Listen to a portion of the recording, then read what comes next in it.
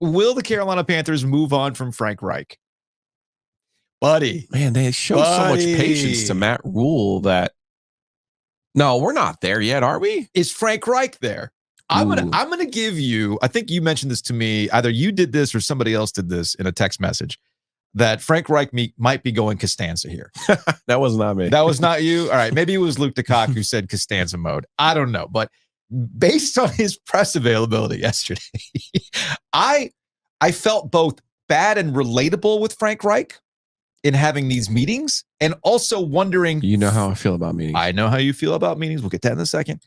I also feel like Frank Reich might just be kind of setting things up with, hey, man, it ain't me. I've been doing this too long for you to act like it's a me problem, okay? So Vashti Hurt, Carolina Blitz, does a wonderful job, got the ball rolling at yesterday's press conference by asking about conversations with David Tepper at 0-5. Clearly, David Tepper is not happy. Nobody's happy with what's going on. Winning football games. Makes total sense, but the answers I found curious. I'm assuming that you and David Tepper have an open line of communication. What has your dialogue with him been like? Talk to him every week, multiple times, usually talk either Monday or Tuesday after a game. And, he's super competitive. He wants to bring a winner to the Carolinas. He's, wants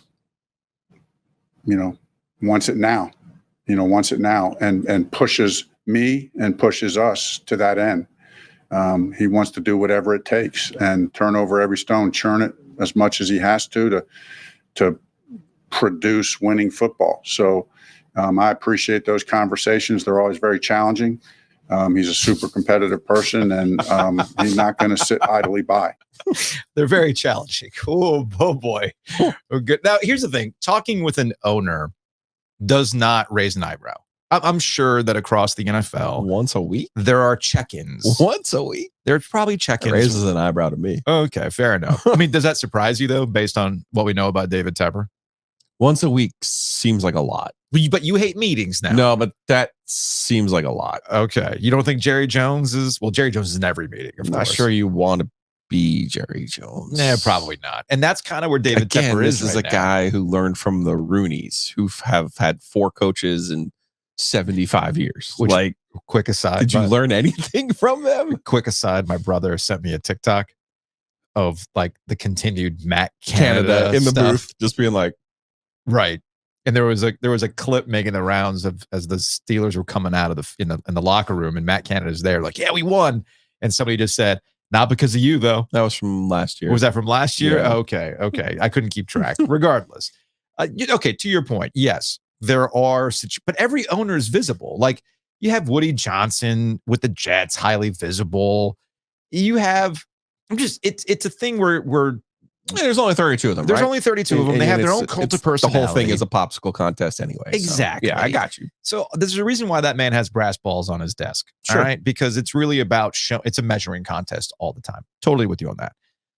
So that aside, it's the tenor of the way Frank Reich is talking about these things that you can tell he's getting stressed the hell out because David Tepper's on it all the time and something's got to give. So somebody had followed up on what exactly is taking place here? Like, Tepper being involved. Yeah. Well, like Tepper being involved. What exactly are those conversations like? When you say David Tepper won't sit idly by, what does that mean exactly? I mean, get more involved in some way? I mean, no, I just think it's asking for things to happen. Well, listen, I don't want to speak too much for him, obviously, but there's different philosophies in ownership. You know what I mean? Some owners kind of stay away and don't engage a whole lot. Other owners do, and his philosophy is he's going to engage. And listen, it's only been a short experience, but it's been a really good experience. It hasn't been fun. It's not fun. Those meetings aren't. I wouldn't characterize them as fun meetings, but those meetings make me better, and I trust they make us better.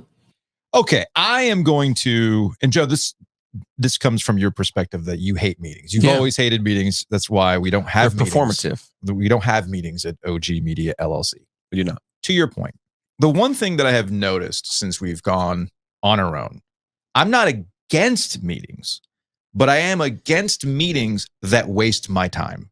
All right. To your point about performative meetings, it's the one thing that I realized in stepping away of how much time we actually wasted going over stuff.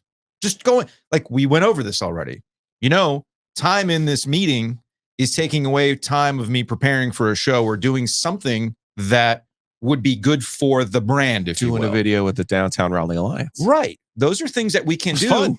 When we're, what we can do today? Because we don't have meetings. Classic. That was fun. No, do you know what we can do today without a meeting? We can go to Witt Competition Center and go talk to Rod Brittamore for the show. Can't wait. Without meetings getting in the way, you know what else we can do? We can go to PNC Arena and go play golf with Seth Jarvis. There are times where management just gets in the way because management feels like they have to justify their own existence. But there is something different about David Tepper. He isn't management. He's the freaking owner. Right.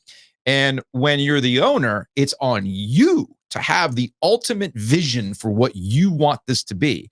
And at some point, and I'll always find this fascinating, in not just football, but in all of corporate culture, corporate America culture, and we see this time and time again, the people making the decisions that affect everybody down the line never face consequences. And I guess when you're the owner of the Carolina Panthers or the owner of any sports team, it doesn't matter if you are the source of why things aren't good right now, because you'll just fire the next guy. You'll just trade away the guy you feel that isn't performing, or you will just sell the farm because you have to do things right now. There are no consequences for David Tepper for being the source of giving away the farm to go get Bryce Young when you didn't need to. Who pays the consequence for that? Frank Reich will ultimately pay for that. Scott Fitterer might actually be the next guy up, because that's where things are going, dude. They're not going to win this weekend against the Dolphins. No. They're going to get to the bye week winless. And I don't think that Houston game is a given.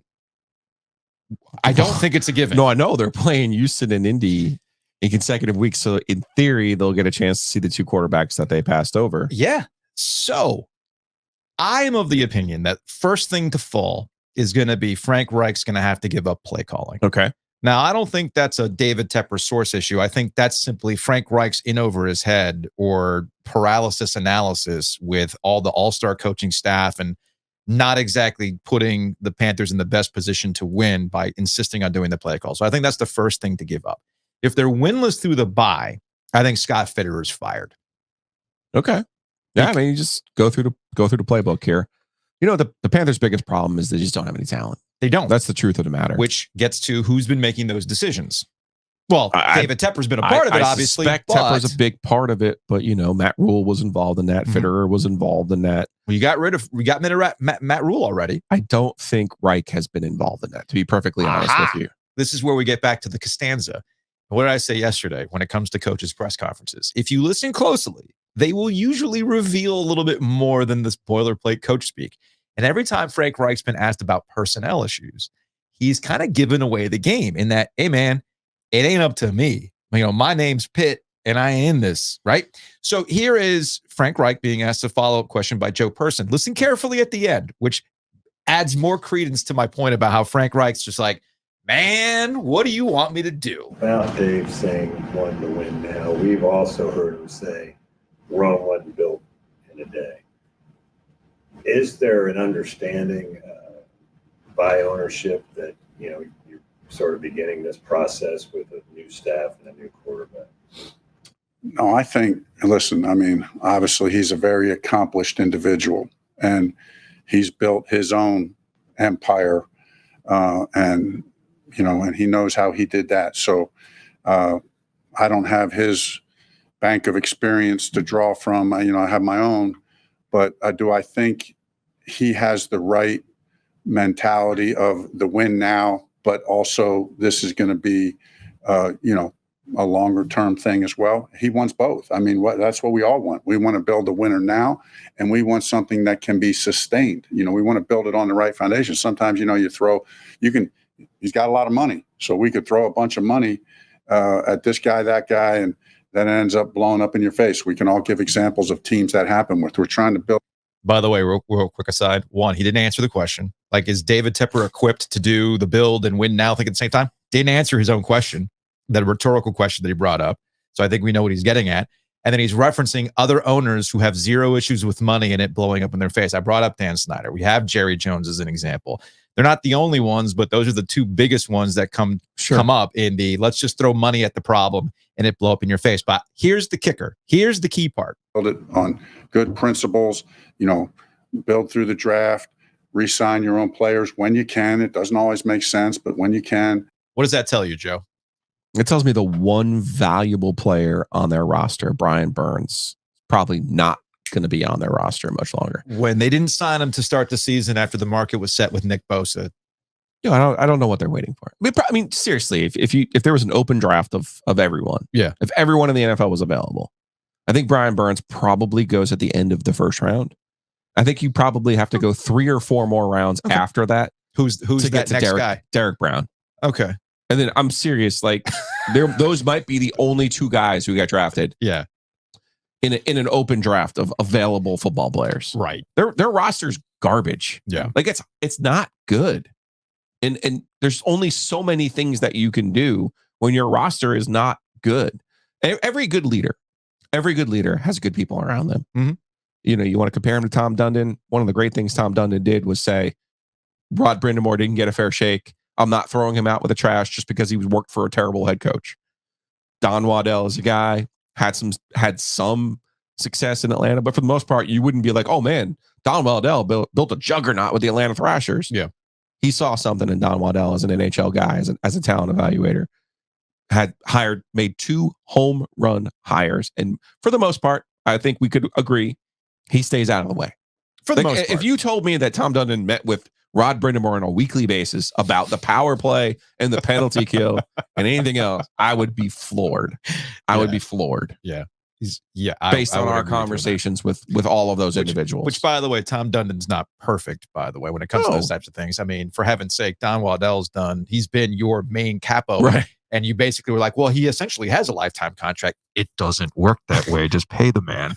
And we're coming up on an interesting season for the Carolina Hurricanes because Rod Brindamore's contract is coming due. Again? Yeah, man. He only signed a 2-year deal? Yeah, man. So interesting. You're going to take care of your guys. But to your point, I do agree with you. Tepper theoretically put the right people in place by throwing money at all these all-star coaches and yet still can't get out of the way. And yet still you're confusing all-star and veteran. You know what I mean. No, I know. That's how it was positioned. Sure, by them. No, here's the other thing, though. Based on what we know about David Tepper, if you're a young coach, would you want to go work for that? No. That's the other issue. I don't think anybody wanted to work for him. Well, it might have been interesting if he had hired Steichen. And again, we could talk a lot about. There's only 32 jobs, so that's why I always. No, I think it'll be awesome just to see how it all plays out with Steichen, with Richardson, with Stroud. All right. Well, when Frank Reich gets fired after going 0-17, the first NFL team no, they're going to win a football game. No, they're not. Come when on. they go 0-17, we'll invite Frank Reich. Do you know why they're going to win a football game? Why? They're ultimately going to let Andy Dalton play because when Reich talked about, hey, we're trying to win now. No, you're not. If you were, you would play Andy Dalton. This is true. And if you really thought Bryce Young was the pocket Mahomes, that's fair. You would have done what the Chiefs did with Mahomes and let him sit and watch and figure things out. Ship sailed on that one. But bottom line is when Frank Reich does eventually get fired, because these coaches are hired to get fired, we'll invite him down to Graffiti and we'll just be like, hey, man, been there. Hey, man, been there. I get it, man. Meetings, they suck. You got a whole lot more money than we do, though.